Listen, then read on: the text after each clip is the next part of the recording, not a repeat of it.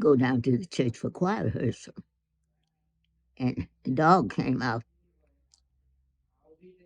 and barked at my kids. And a man said, and Bub picked up a big rock, a stone or something. I wasn't with him. And he told Bub not to, don't you hit my dog with that. And he said, I'll hit you with it if you bother my sister. He loved the babies. Bub loved the babies. When I have a new baby, he would come. Time he hit the door, he'd pick up the baby and start dancing around the room. And he wanted to tell everybody about the new baby. He watched after the babies and his little younger sisters and brothers. He watched after Bill. I bought both of them shirts that had bow ties to them.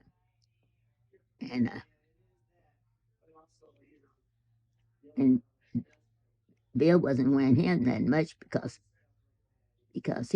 Bub was going that started to school. And the neighbors all came around because they were so impressed with the little boy, and they wanted to see where he came from. The little boy coming to school with a bow tie on, and he was dressed so nice and had on a bow tie. And then the neighbors out North 24th Street at that time, they were mostly, there wasn't very many colored out there at that time. And they came around, they saw this little colored boy coming to school with a bow tie. They made donuts and brought them over because they wanted to see where he lived.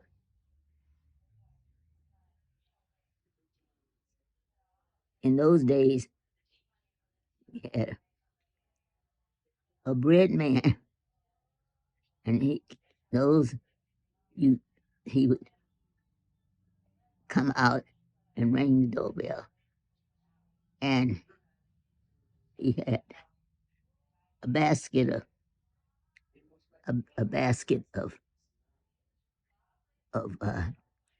goodies, and they looked so good. But payday was going to come. You could get them without the money. You can give them the money on Friday, and that was the hardest thing to do. And I had bought one, and set it on the table, and I went to the door to close the door to say goodbye to the man who I got it from. Bub was sitting on the table with the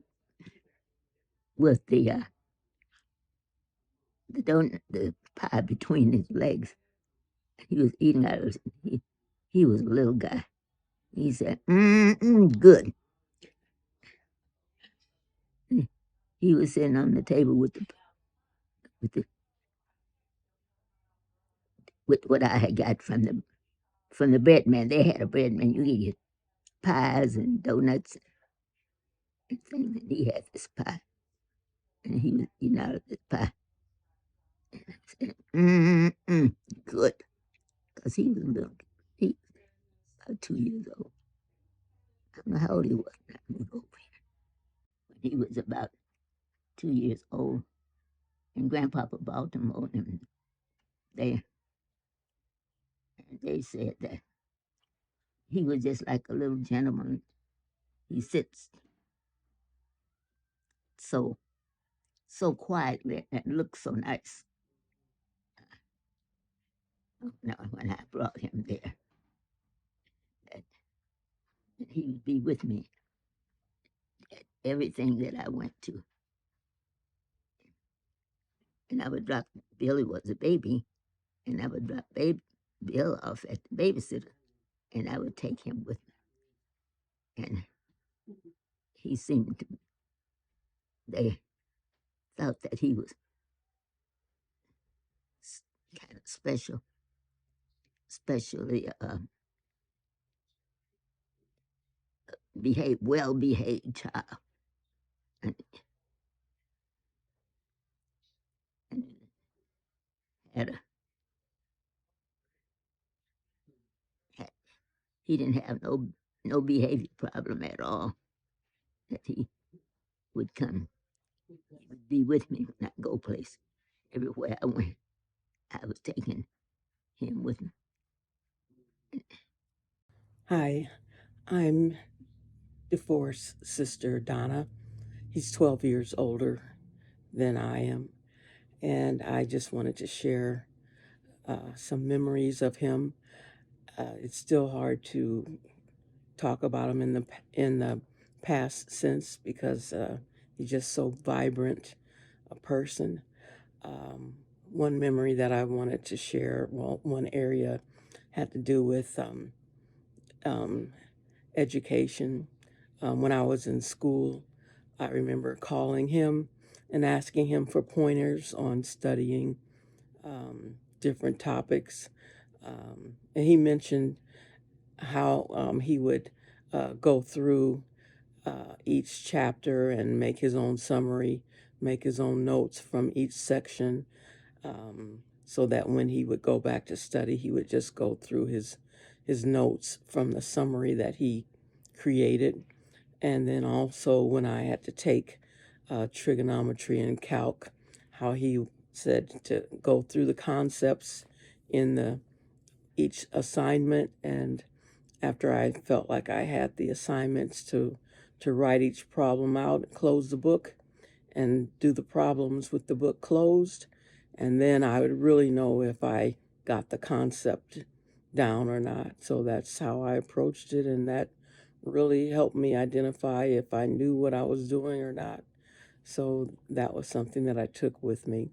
And then when my son Austin was getting ready to go to college, and the college that he was interested in going to, I just didn't have a warm, fuzzy feeling about. And all the while he was saying, get him into Oakwood, can get him into Oakwood. And I was like, okay, yeah, but we're looking at something else right now. And but I still wasn't getting the a good feeling about it. And anybody that I asked about that college didn't give me any good answers. And when I called, I couldn't get very good answers. So finally, it was down to the wire. And I said a prayer. I said, Lord, help me not to be a stumbling block to a blessing. And so after I prayed that prayer, then I called Bub. That was our nickname for him, Bub. And I said, okay, what do you got for me? What do you got at Oakwood? And that was all I had to say. The next thing I knew, I mean, this was like May, and the next thing I knew, Austin was in there, and Bub gave me a clipboard. He had filled out all the paperwork, the application, and everything, and had Austin's information on the clipboard. And when it was time for registration, since we were late in the game, on registration day, he flew in. It was in Huntsville, Alabama, and he flew in on registration day. And so it was Austin and me and Bub, and he had on his usual black suit, white shirt and tie, and he was walking around there like he ran the place, asking questions. What is this line for? Who are you? Where's the person that's in charge here? Are you in charge? And everybody that worked there was running fast like he like he was their boss. But he was getting things done, getting lines moved. So where's the person? These people over here are waiting for a signature. Where's the person that they're waiting for? Don't they know that it's registration day? They're in a meeting. Aren't they supposed to be here? What's their name? and and he had them scrambling like their job was on the line. But that's just the type of person that he was. He always would look a person in the eye and talk to them, and with a strong, firm voice, and get their attention. And so he got the ball rolling for us so that Austin could get in the dorm, because there were things that needed to be approved, and before he could even unload all of his things and have a room to go to. So he not only filled out all the paperwork, but was there, showed up to help him get everything in line to get enrolled. And then on when Austin graduated, he came again, and his smile was the biggest. His smile was the biggest. Uh, and when we were walking around at the auditorium, I think it was called Von Braun Civic Center, we would run into different people in the rotunda that would come up and say, "If it wasn't for this man, my child would never have gotten into school. He helped us so much." And I remember when Austin was in his last year, he had to do an internship, and he needed a car to get there because, up to that point, he really didn't need a car. He had friends, that had a car, but this was a personal thing. He had to get to his internship, and so Bub sent him $1,000 so he could buy a car. So he said all he asked is that he would hand it down to the next person. And he always kept a rolling list of people who were seniors and juniors and sophomores. And he had done it before because there was another student that was a senior that was leaving when Austin was a freshman. But freshmen, they didn't allow to have cars. But that summer, when summer was approaching, he was looking for somebody to take the car. Well, we were from Omaha and we were in Alabama. I didn't know anybody at that time in Alabama, so we didn't have anyone to take the car. But his senior year needed a car. I said, "Do you still have that car?" He said, "Nope, but I can send you $1,000 and send him $1,000, and he can see what he can find with that." So Austin found an old Nissan Sentra. It looked like it was spray painted. It could have been painted with a brush, I'm not sure, but uh, it was an off color, and even the chrome was painted. That's how I know it was spray painted or something. But it ran, and so it did the trick. And so when Austin was done with it, he sold it. Bub gave him the name of another student that was there, and Austin sold it to him for like $1. Looked up how to do a bill of sale and sold it to him. So anyway, on that graduation day, we came across person after person on that graduation day that said, "If it wasn't for this man," some people with tears in their eyes that just said, "He helped us so much.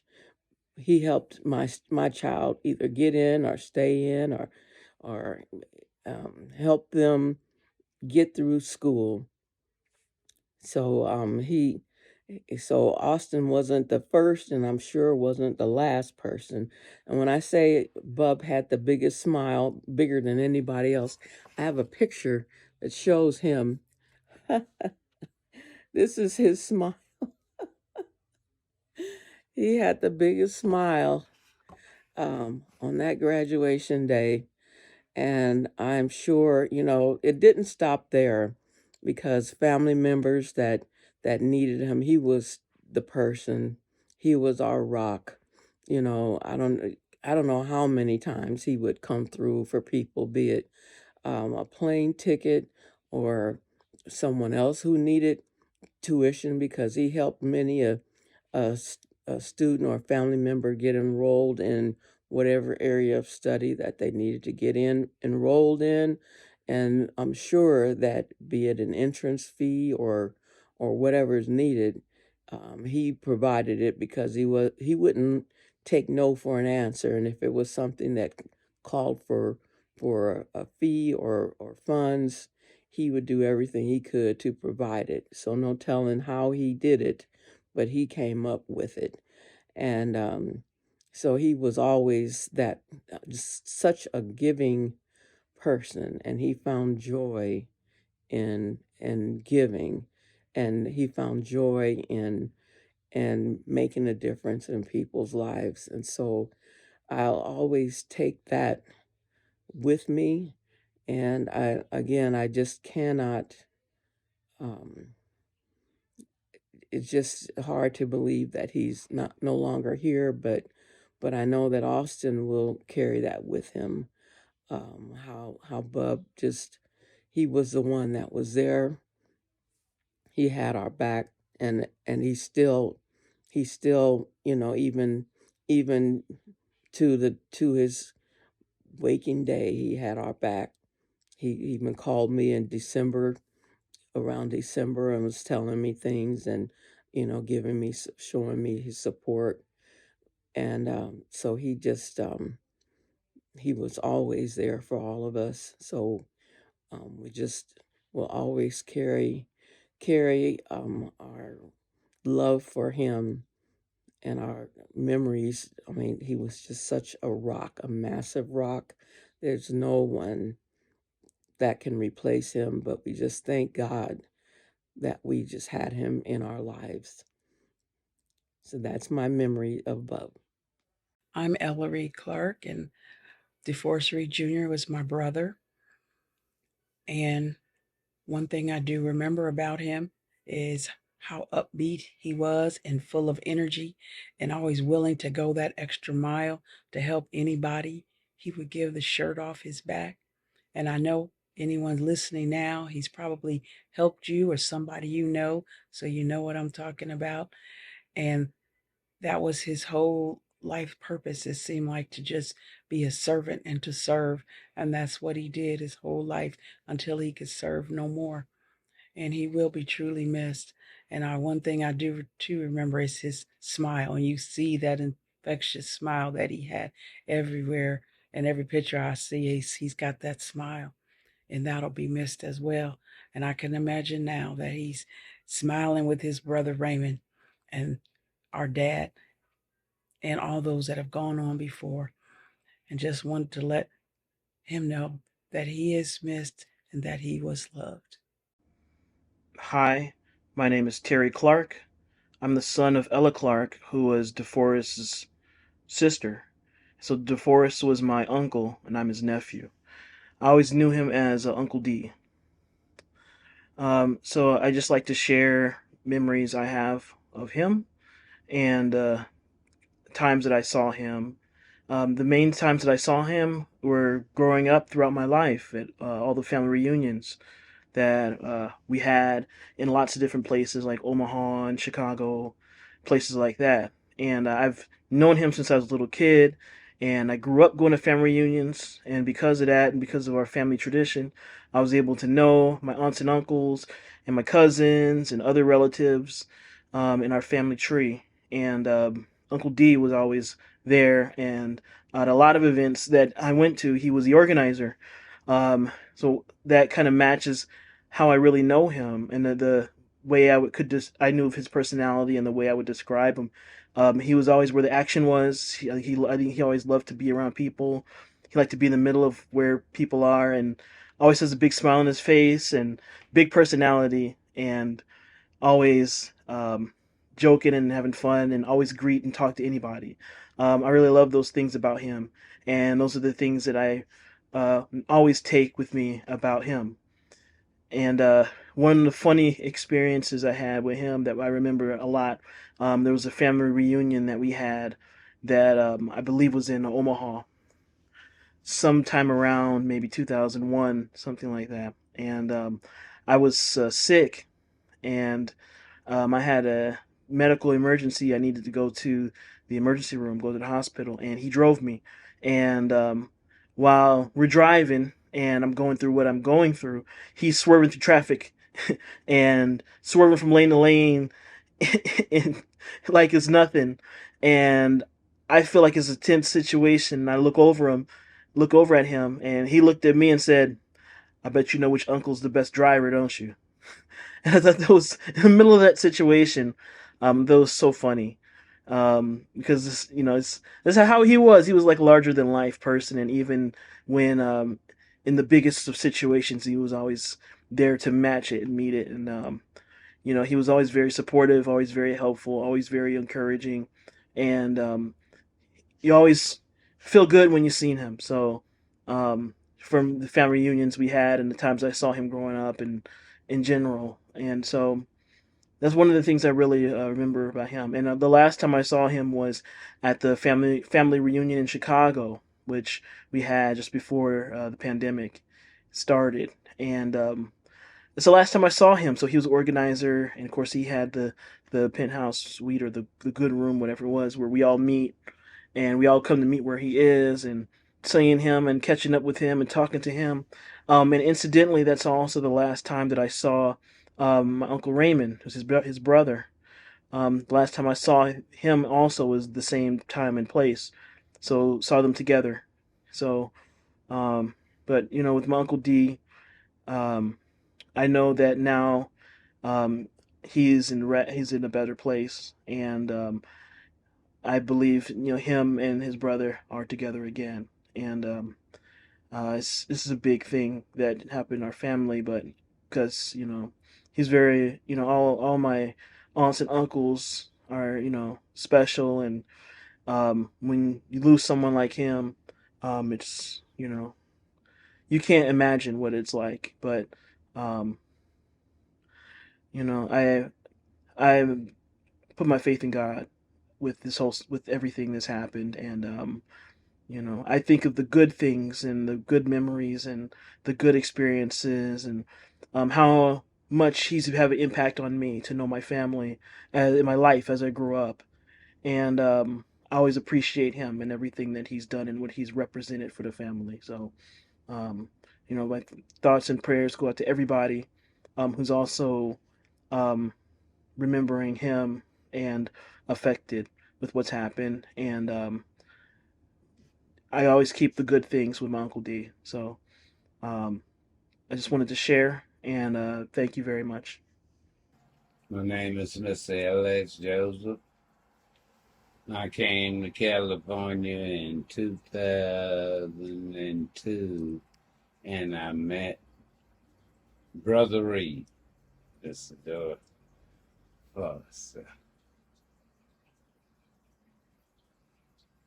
God put us on the path to communicate,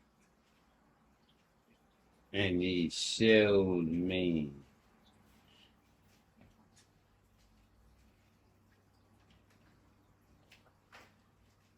he was God sent.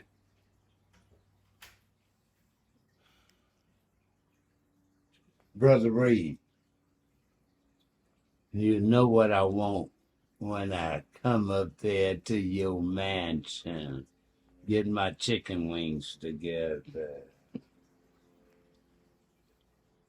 Compton Community, Seventh-day Adventist Church. Me and him recognized that we was blessed from our Father. Get my chicken wings ready. Love you. Last time I wore this tuxedo, I was with Deforest Reed. Deforest is just an awesome friend, colleague, partner. I met Deforest in Houston when I lived there for 3 years in the 80s before I went to Oakwood. And we met again in Los Angeles when I came back and I started up the Federation. He was part of the Dream Team. And he really helped us tremendously, gave us a lot of guidance. That's where I really got to know Deforest.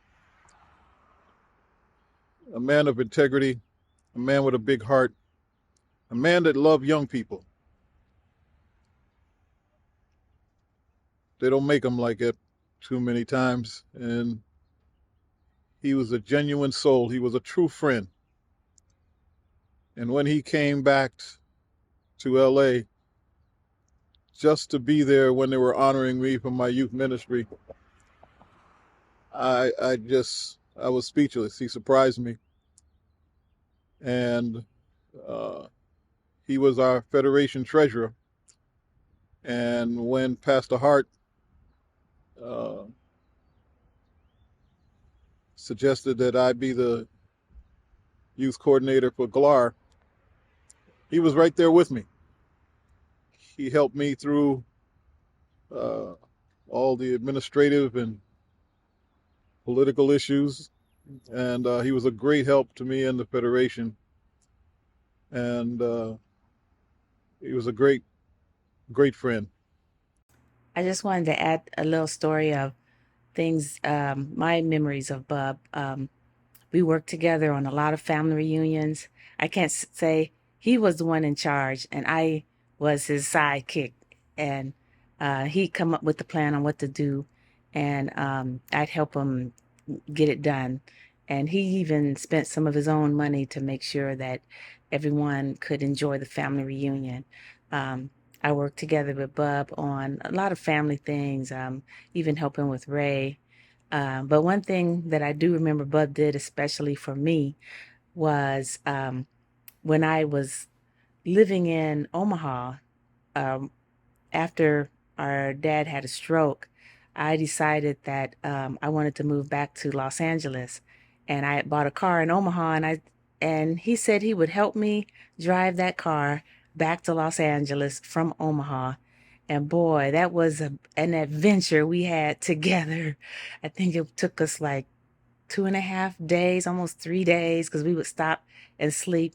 And Bub really wasn't a long distance driver, but he wanted to help me so bad. And uh, I made the mistake of falling asleep while he was driving. We were in Texas, going through Texas. And I remember waking up. And when I woke up, the car was going from one side of the street to the other side of the street, and one side of the street to the other side of the street. And I said, Bub, I said, you're not staying in between the lines. And he said, Pam, I'm not worried about staying in between the lines. I'm trying to stay on the road. And I was like, oh my goodness. I said, we got to pull over. And he just wanted to keep going because he just trying to get me back. And he let me drive after that. But I just appreciated him stretching himself, even though he knew he wasn't a long distance driver, but he wanted to help me so bad to get my little car back to LA. And gosh, he did so much, not just for me, but I just watched him do so much for so many people. He's just going to be so missed. And he was just really loved. And I'll miss him. That's all I want to say. So when I think of my Uncle Bub, I really think of all the people he's helped. I think that's what we all think about. It's just the non-stop random acts of kindness that he just lived by throughout his whole life, and or at least throughout my whole life, and I'm only not even half of his life. And from what I've seen, he lived in the now of giving, whatever he could, when he could, however he could, whether it was rides, whether it was covering some money, or whether it was looking out for with food, with groceries, with covering someone's rent every now, phone bills, whatever it was. He helped out in so many ways. He had a lot of connections as well, where he was able to get, I don't know how many people in school and through school, especially through Oakwood. And I'm sure he's probably has a record of the most people recruited and going to Oakwood University from one person. So he definitely helped get people in school. He helped people with housing. He helped people just get their lives together, who just needed that helping hand for that period of time. And I think we all have some crazy Uncle Bub stories, whether it's some stuff that when we was little kids in the Bubmobile, to him falling asleep driving with his eyes open, like we've all seen it. And we just know that he just goes so hard, and he doesn't sleep. He's constantly thinking of what he can be doing, and he doesn't take that time for himself all the time. And when you're constantly pursuing helping other people, sometimes yourself might get neglected a little bit. So you see him with his bloodshot eyes, going off of 2.5 hours of sleep for the last 3 days, because he's on the go. He's providing, he's doing what he had to do to keep giving the way that he knew he wanted to do it. So I think that we can all say that he led a life of a true leader. Really, he led a life of a true leader. He didn't let anyone sway him any other way that he didn't want to go. He was a real man in his word, and he stood by what he said. And I love him. I appreciate him for everything that he's ever done. You know, it's just sad and unfortunate that we have to make a video like this. But at the same time, it's a blessing to be able to have so many good and positive experiences and things to say when we look back at his life. So, Uncle Bub, I love you. I appreciate everything you've done, and your life is going to live on through me and through everyone else you've helped. Appreciate you. Love you.